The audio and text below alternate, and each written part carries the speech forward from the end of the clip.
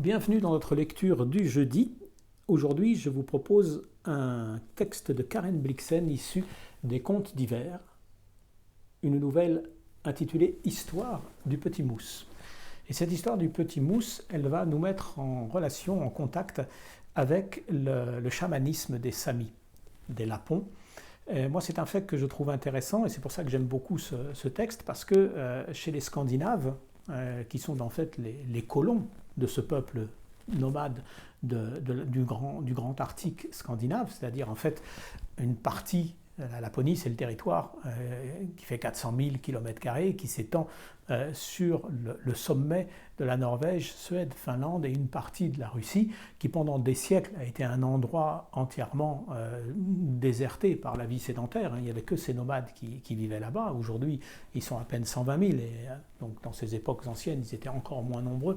Donc un tout petit peuple pour un immense territoire, mais un petit peuple qui va être à partir du XVIe siècle opprimé, oppressé, dépossédé par les puissances suédoises, danoises puis norvégiennes qui veulent s'accaparer d'abord le bois puis l'acier qui se trouve dans ces régions. Ce peuple, en même temps qu'il était profondément méprisé parce que ces sédentaires avaient le sentiment de détenir au nom de la religion, du protestantisme, de Dieu, la vérité universelle, ces gens étaient considérés comme des sauvages, presque des semi-animaux. On avait beaucoup de mépris pour eux. D'ailleurs, le mot, comme je l'expliquais dans une précédente vidéo, le mot lapon vient du suédois lapiche, qui veut dire guenille. Voilà, donc c'était des gens qu'on estimait être sales, feignants, ivrognes. On essayait de leur coller tous les qualificatifs péjoratifs possibles. Et en même temps, et c'est ça qui m'intéresse, et c'est pour ça que je voulais vous lire ce texte, en même temps, ils inspiraient une certaine crainte. Parce que c'était des gens qui avaient un mode de vie radicalement différent des sédentaires. Et un mode de communication, une façon d'être au monde très très différente. Et ce qui est différent, bien sûr, fait peur. C'est aussi pour ça qu'on essaie de l'écraser. Mais en même temps qu'on essaie de l'écraser, il y a des aspects qu'on ne maîtrise pas et qui parfois peuvent entraîner jusqu'à de la terreur. Et on avait très peur de ces sorciers. On pensait que ces gens étaient des sorciers. Alors, on le pensait parce que dans les temps anciens, les Samis ont pratiqué le chamanisme, c'était un peuple animiste. Par contre, ce chamanisme a complètement disparu à la fin du XIXe siècle. Et aujourd'hui, les Samis sont tous protestants. Mais il n'empêche que cette sorte de crainte mystérieuse qu'on avait pour ces soi-disant sorciers, elle a duré très longtemps. Et jusqu'encore dans les années 60-70, on pouvait entendre des recommandations, quand les gens montaient dans ces régions-là, dire faites attention, les Samis, ne les regardez pas dans les yeux, on ne sait jamais. Vous savez, ces gens-là, ils font des choses.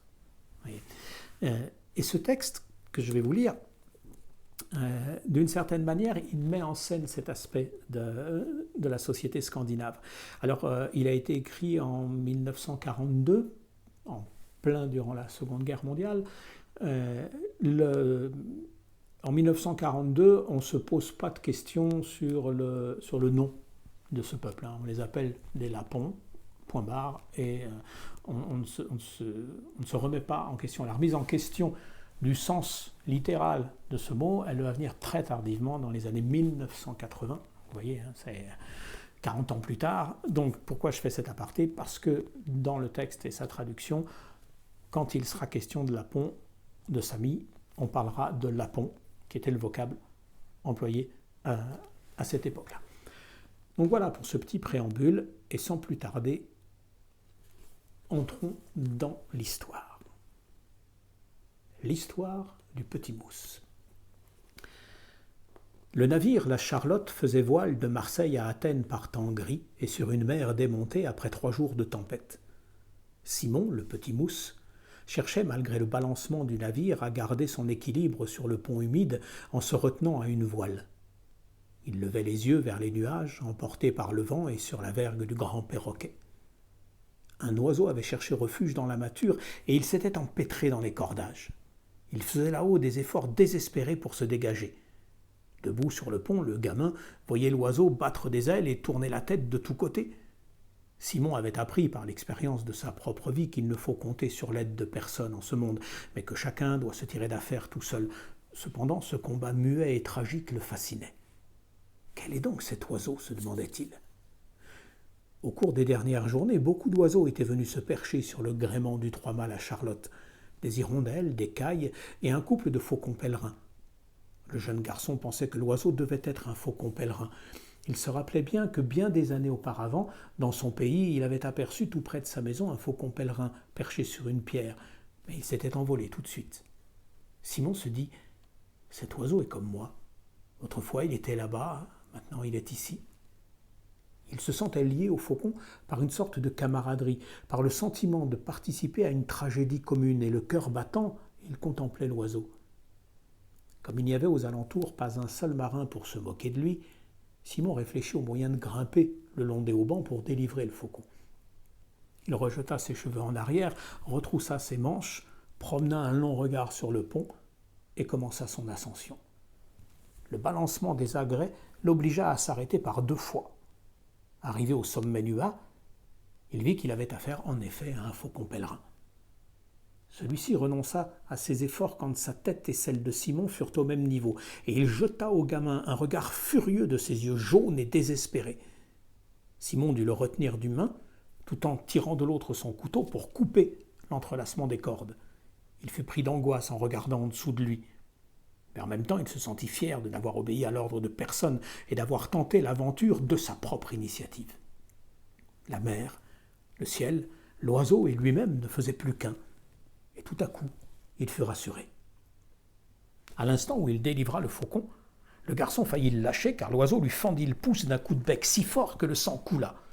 Simon se fâcha et riposta par une gifle sur la tête de l'animal qu'il enfonça dans sa veste pour entreprendre la descente. En arrivant sur le pont, il y trouva le second et le cuisinier qui l'apostrophèrent rudement. Qu'avait-il donc à faire au sommet du mât ? Simon était si fatigué que ses yeux se remplirent de larmes. Il sortit de dessous sa veste le faucon qui resta tout tranquille dans ses mains et il le montra aux 2 hommes. Le second et le cuisinier se mirent à rire et s'en allèrent. Mais Simon déposa le faucon par terre sur le pont, curieux de voir ce qu'il allait faire. Au bout d'un moment, il se dit que l'oiseau était incapable de s'envoler tant qu'il resterait sur ses planches glissantes et il le posa sur un morceau de toile à voile. Un peu après, le faucon commença à lisser ses plumes. Puis d'un coup d'aile, il prit son vol. Le gamin le suivit des yeux et le vit planer sur la mer grise et agitée. Il pensait « C'est mon faucon qui vole là-bas ». Quand la Charlotte revint au port, Simon signa son engagement à bord d'un autre bateau. Et 2 ans plus tard, il était matelot de 2e classe sur la goélette Hébé, mouillée à Boudeux, tout au nord de la côte norvégienne, pour y prendre un chargement de harengs. Les navires affluaient de tous les coins du monde au grand marché de harengs de Boudeux. On y voyait des bateaux suédois, finnois, russes. C'était dans le port une forêt de mâts, et à terre un grouillement de vie turbulente, sans compter la cacophonie des langues diverses et de nombreuses bagarres. Sur le rivage, des barques avaient été amarrées, et des lapons, petits hommes jaunes aux gestes silencieux et aux regards attentifs, venaient vendre des objets de cuir brodés de perles. Simon n'avait jamais vu de lapon. On était en avril. Le ciel et la mer étaient si clairs qu'il était difficile de ne pas fermer les yeux devant cette éblouissante lumière qui s'étendait à l'infini. Un infini salé, plein de cris d'oiseaux tellement stridents qu'on aurait cru entendre quelqu'un aiguiser des couteaux invisibles dans tous les coins de l'horizon. La lumière de cette soirée d'avril surprenait Simon. Il ignorait la géographie et n'attribuait pas la clarté à la latitude de Boudeux, mais il y voyait une preuve de la bienveillance de l'univers à son égard. Le jeune garçon avait toujours été petit pour son âge, mais il avait grandi et s'était fortifié pendant le dernier hiver. Cette heureuse chance, pensait-il, devait provenir de la même source que la douceur de l'air. C'était une nouvelle faveur qui lui était accordée. De tout temps, il avait eu besoin d'être soutenu, encouragé, car il était d'un naturel timide, mais à présent, il n'en demeurait pas plus qu'il ne lui était accordé. Il n'en demandait pas plus qu'il ne lui était accordé. C'était son affaire à lui de se charger du reste. Il circulait lentement et fièrement à travers la ville. Un soir qu'il était en permission à terre, il se dirigea vers la baraque d'un marchand russe qui vendait des montres en or. Tous les marins prétendaient que ces montres étaient en vil métal et ne marchaient pas, mais ils les achetaient quand même, pour en faire parade.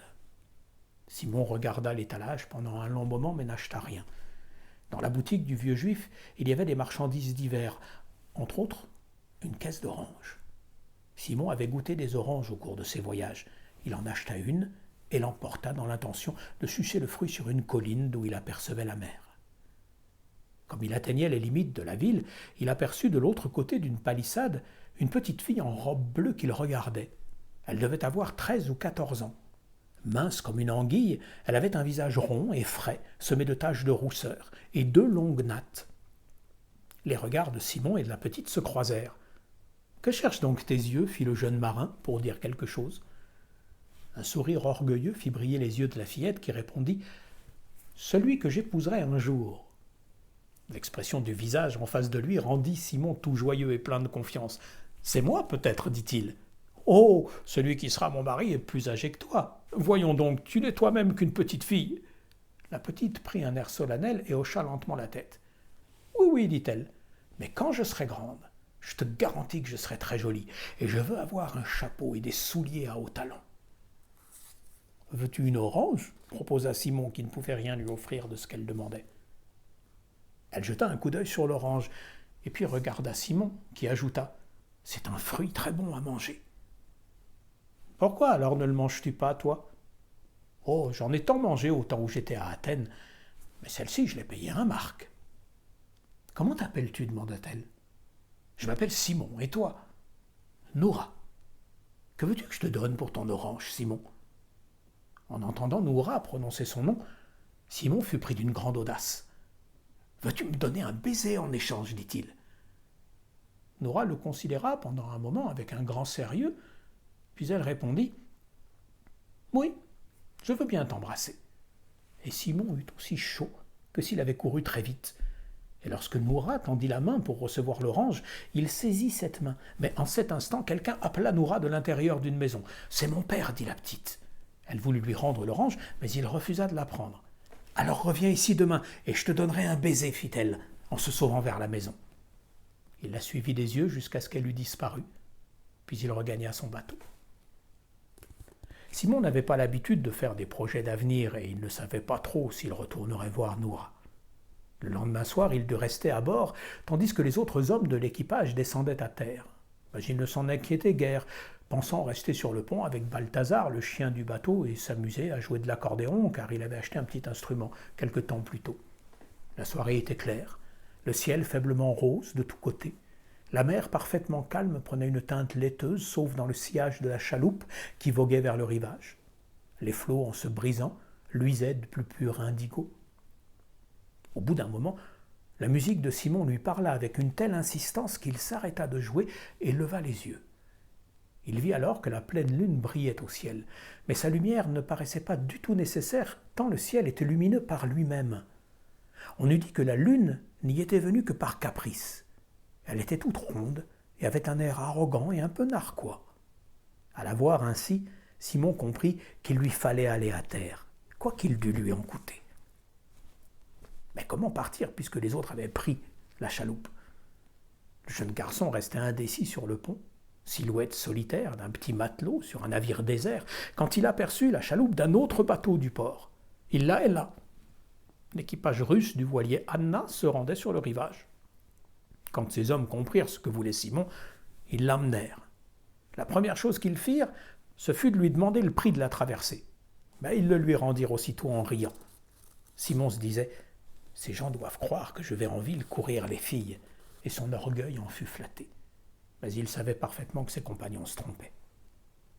Arrivé à terre, les autres l'invitèrent à entrer dans une taverne pour boire un verre avec eux, et il n'osa pas refuser à cause de la complaisance qu'ils lui avaient témoignée. L'un de ces Russes était un géant. Il avait la carrure d'un ours. Il dit à Simon qu'il s'appelait Yévan.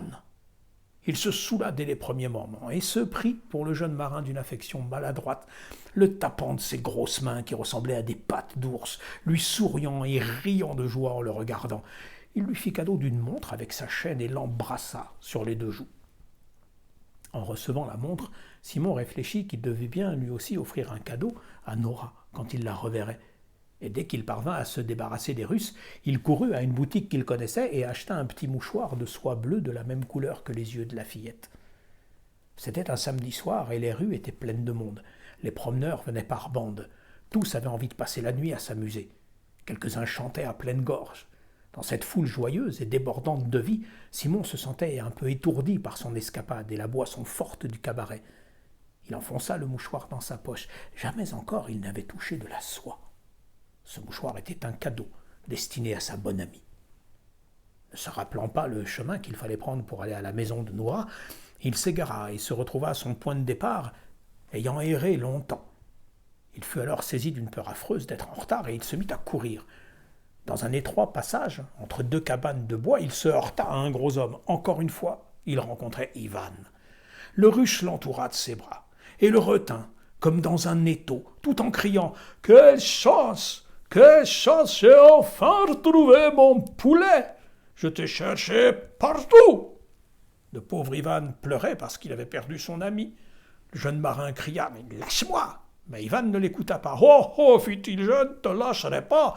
Je t'accompagnerai partout où tu voudras aller et je te donnerai tout ce dont tu as envie. Mon cœur et mon argent sont à toi, rien qu'à toi faisant ce que tu veux. Moi aussi, j'ai eu 16 ans et j'étais un petit agneau de Dieu. Cette nuit, je veux de nouveau être ce petit agneau. »« Lâche-moi » cria encore Simon, « je suis pressé. » Mais Ivan le tenait si serré d'une main qu'il lui faisait mal, et de l'autre il le caressait en disant « Compte sur moi, mon petit ami, rien ne nous séparera plus. J'entends venir les autres, nous passerons ensemble une nuit dont tu te souviendras quand tu seras un vieux grand-papa. » Tout à coup, il pressa le jeune garçon contre sa poitrine comme un ours qui emporte une brebis. Simon perdit la tête en sentant le contact odieux de ce corps d'homme, cette masse de chair tout contre lui. Il vit par la pensée Nora qui l'attendait, svelte et gracieuse comme un petit voilier dans la brume légère, et il se vit, lui, emprisonné dans la chose étreinte de cet animal velu. De toute sa force, il frappa Ivan en criant « Je te tuerai, Ivan, si tu me lâches pas !»« Va, tu me remercieras plus tard !» criait Ivan. Simon fouilla dans sa poche, à la recherche de son couteau qu'il ouvrit. Comme il ne pouvait lever la main, il l'enfonça d'un geste furieux la lame sous le bras du gros homme. Presque aussitôt, le sang jaillit et coula le long de sa manche. Le chantonnement d'Ivan s'arrêta court. Son étreinte se desserra, et 2 grognements sourds montèrent à ses lèvres. Une seconde plus tard, il s'affaissa sur les genoux. « Pauvre Ivan, pauvre Ivan !» murmura-t-il. Puis il tomba, face contre terre. Au même instant, Simon entendit les autres marins qui arrivaient en chantant par une rue latérale. Il prit le temps d'essuyer son couteau et de regarder la flaque de sang qui s'élargissait sous le grand corps écroulé. Puis il prit ses jambes à son cou. L'espace d'une seconde, il s'arrêta pour choisir le chemin qu'il allait prendre. Derrière lui, les marins poussaient des cris d'effroi à la vue de leurs camarades. Simon se dit « Il faut que je descende au rivage pour me laver les mains dans la mer. » Pourtant il n'en fit rien et courut dans la direction opposée. Un peu plus tard, il se trouva sur le sentier qu'il avait suivi la veille, et ce sentier lui parut aussi familier que s'il s'y était engagé des centaines de fois. Il ralentit le pas, regarda autour de lui, et soudain aperçut Nora, debout de l'autre côté de la barrière, comme la veille. Elle était tout près de lui dans la clarté lunaire. Chancelant, hors d'haleine, il tomba à genoux, incapable de parler. La petite le regardait. « Bonsoir, Simon, dit-elle. Je suis resté longtemps à t'attendre. » Et elle ajouta un peu après, presque timidement, « J'ai mangé l'orange. »« Nora !» s'écria le jeune homme. « J'ai tué un homme. » Stupéfaite, elle le considéra, avec des yeux dilatés, mais sans faire un geste. « Pourquoi l'as-tu tué ?»« Pour venir ici. Il voulait me retenir. Il était mon âme. » Se redressant, Simon dit encore en fondant en larmes, « Il m'aimait. » Nora reprit lentement. Et comme absorbée par ses pensées, « Tu voulais venir ici sans me faire attendre ?»« Peux-tu me cacher ?» demanda Simon, « car ils sont à ma poursuite. »« Non, répondit Nora, je ne peux pas te cacher. Mon père est passeur à Boudeux et il les laissera te prendre s'il apprend que tu as tué un homme. Alors donne-moi quelque chose pour m'essuyer les mains. » « Qu'est-ce qui est arrivé à tes mains » demanda Noura en faisant un pas vers lui. Et il tendit ses deux mains. « Est-ce ton propre sang ?»« Non, c'est le sien. » Noura fit en arrière le pas qu'elle avait fait en avant. Simon s'écria « Tu me hais, n'est-ce pas ?»« Non, je te hais pas. Mais mets tes mains derrière le dos. » Il fit ce qu'elle lui demandait et elle, s'approchant de lui de l'autre côté de la palissade, jeta ses bras autour du cou du jeune garçon. Elle pressa son corps svelte entre les intervalles de la palissade et embrassa Simon. Le contact de son visage était doux et frais comme le clair de lune, et Simon eut un vertige quand elle le lâcha. Ce baiser avait-il duré 1 seconde ou 1 heure? Noura restait debout devant lui, les yeux grands ouverts. « Maintenant, dit-elle avec fierté, je te promets que jamais je ne me marierai si ce n'est avec toi. » Simon cachait toujours ses mains dans son dos comme si elle les avait attachées. « Mais à présent, sauve-toi, dit-elle, car ils viennent. » Ils restèrent 1 minute, les yeux dans les yeux, puis elle dit « N'oublie pas, Noura. » Alors il se retourna et s'enfuit. Il sauta par-dessus une clôture et par-dessus une autre encore. Mais quand il se trouva entre les maisons, il ralentit le pas. De quel côté devait-il aller? En passant devant une porte derrière laquelle il entendait de la musique et un bruit de voix, il poussa le ventail et entra. La salle était pleine de gens qui dansaient à la lumière d'une lampe à pétrole suspendue au plafond par une chaîne. Un nuage de poussière montait du plancher. Il y avait plusieurs femmes dans la pièce, mais beaucoup d'hommes dansaient entre eux, et ils riaient, se balançaient, tapaient du pied. Un moment après l'entrée de Simon, la foule se retira contre les murs pour laisser la place à 2 marins qui s'exhibaient dans une danse de leur pays. Simon pensa « Dans un instant, les hommes d'équipage du bateau vont entrer ici en quête du meurtrier de leurs camarades, et en voyant mes mains, ils sauront que c'est moi qui ai tué Ivan. » Les quelques minutes qu'il passa le dos appuyé contre le mur de la salle de danse, au milieu de ces danseurs joyeux et couverts de sueur, furent de grande importance pour Simon. Il avait l'impression de grandir en ces courts instants et d'être brusquement devenu un homme comme les autres. Il ne maudit pas son destin et ne se plaignit pas. Simon avait tué un homme et il avait embrassé une jeune fille. Que demander de plus à la vie? La vie, elle, ne lui en demandait pas davantage. Simon était un homme, pareil aux autres hommes qui l'entouraient. Il allait mourir, comme tous les autres mourraient un jour. Il ne fit pas attention à ce qui se passait dans la salle avant de s'apercevoir qu'une femme venait d'entrer. Elle s'arrêta au milieu de la pièce et promena ses regards de tous côtés. C'était une vieille femme, large et courtaude, en costume lapon, et elle se dressait sous la lampe avec une fierté majestueuse, comme si toute la maison lui eût appartenu. On voyait bien que la plus grande partie de l'assistance la connaissait et la craignait un peu malgré les rires de quelques hommes. Quand elle éleva la voix et parla, tout le monde se tut dans la salle de danse. « Où est mon fils » dit-elle d'une voix perçante qui rappelait un cri d'oiseau. 1 seconde plus tard, elle fixait Simon du regard et elle fendit la foule qui s'ouvrit sur son passage, puis elle avança sa vieille main noire et décharnée et prit le jeune homme par le bras en disant « Rentrons chez nous, tu n'as pas besoin de danser ici cette nuit. Il t'arrivera peut-être encore de devoir faire des bonds plus hauts que ce dont tu as envie maintenant. » Simon recula un peu, il la croyait prise de boisson. Mais lorsqu'elle le regarda en face de ses yeux jaunes, il eut l'impression que ce n'était pas leur première rencontre et qu'il ferait bien de l'écouter parler. La vieille femme le tira à sa suite à travers la pièce et il la suivit sans dire un mot. « Ne lui donne pas une trop forte raclée à ton garçon, ce n'y va !» cria un des hommes dans l'assistance. « Il n'a rien fait de mal, il avait simplement envie de danser avec les autres. » Au moment où Suniva et Simon franchissaient la porte, il y eut un grand bruit dans la rue et un flot de gens se précipita vers la maison. Un des coureurs s'arrêta et jeta un coup d'œil du côté de Simon, puis il reprit sa course. Pendant que le jeune garçon et sa compagne suivaient les ruelles entre les cabanes, Suniva tendit le bord de sa jupe à Simon et dit « Sèche tes mains à cet ourlet. » Ils ne mirent pas longtemps à se trouver devant une petite maison de bois. Suniva s'arrêta. La porte était si basse qu'il fallait se baisser pour entrer. La vieille laponne précédait Simon. Avant de pénétrer dans la cabane, il leva la tête.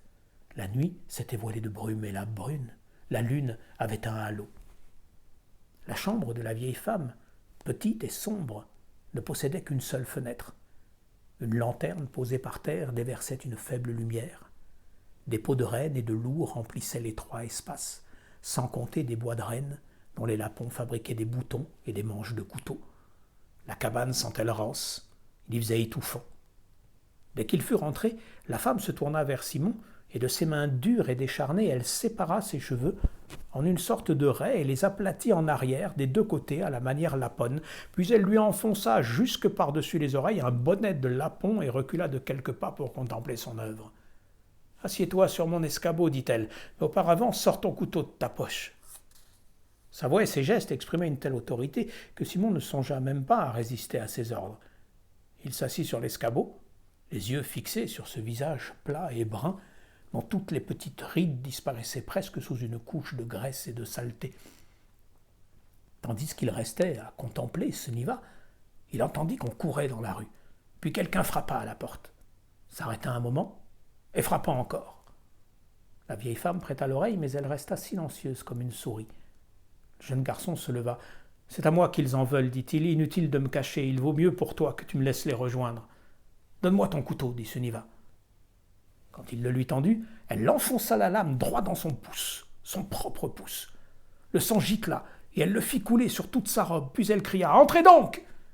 La porte s'ouvrit, laissant passer 2 des marins russes. Ils restèrent sur le seuil, d'autres gens encombraient la rue. Les Russes demandèrent « Quelqu'un est-il entré chez toi ? Nous sommes à la recherche d'un homme qui a tué notre camarade, mais il nous a échappé. As-tu vu ou entendu quelque chose par ici ?»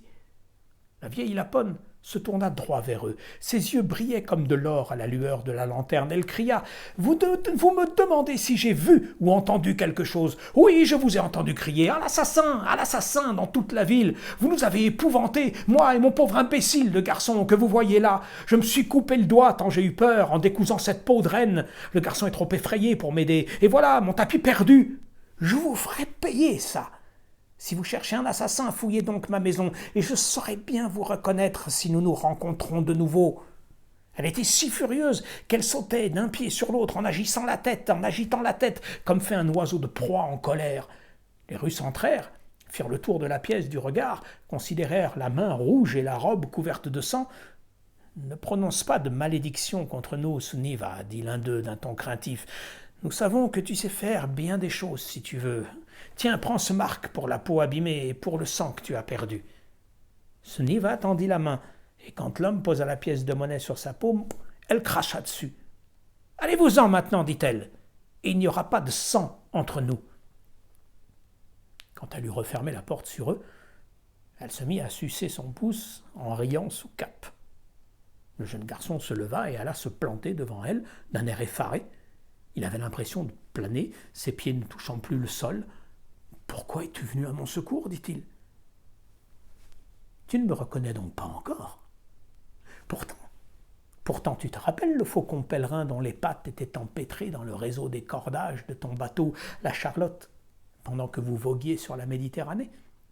Ce jour-là, tu as grimpé dans les hauts bancs du grand mât pour secourir ce faucon, par grand vent et forte mer.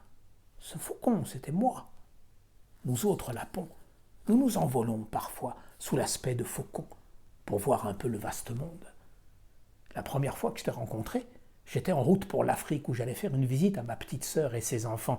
Ma sœur est un faucon comme moi quand l'envie lui en prend. À ce moment-là, elle habitait Tagunga, dans une vieille tour en ruine qu'on appelle là-bas un minaret. Suniva emmaillota son doigt dans un pan de sa robe et le mordit. « Nous n'oublions pas, nous autres, dit-elle. Je t'avais mordu le doigt quand tu m'as prise. Il n'était que juste que je me coupe le pouce pour toi cette nuit. » Elle s'approcha de Simon et frotta doucement 2 de ses doigts, pareils à des griffes, contre son front. « Tu es donc un garçon capable de tuer un homme plutôt que d'arriver en retard au rendez-vous avec ta bien-aimée.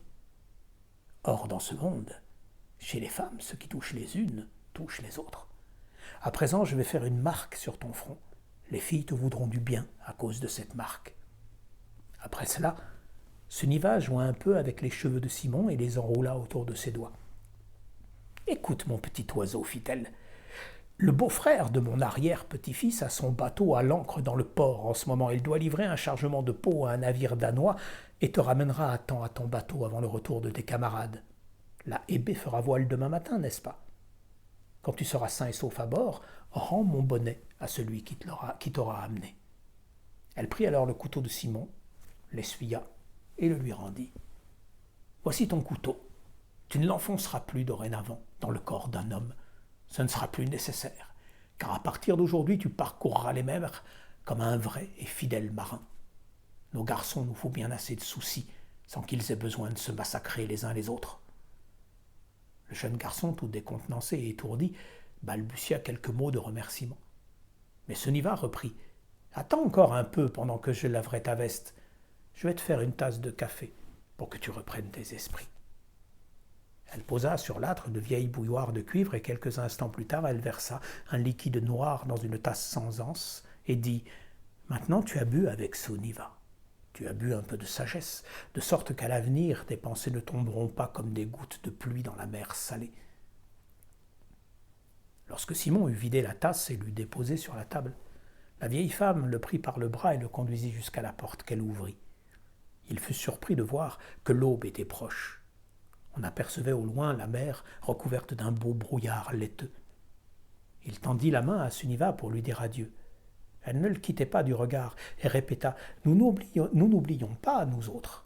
Toi, tu m'as tapé sur la tête au sommet du mât. Je vais te rendre ton coup. » Et elle le frappa sur l'oreille si fort qu'il vit tout vaciller autour de lui, comme s'il se fût trouvé en haute mer. « Nous voilà quittes, » conclut Suniva, en le regardant de ses yeux brillants de malice, et elle le poussa dehors. Du seuil, elle lui fit encore quelques signes de tête. C'est ainsi que le jeune matelot rejoignit la hébé qui devait lever l'ancre le lendemain vers midi. Il vécut assez longtemps pour pouvoir raconter lui-même cette histoire.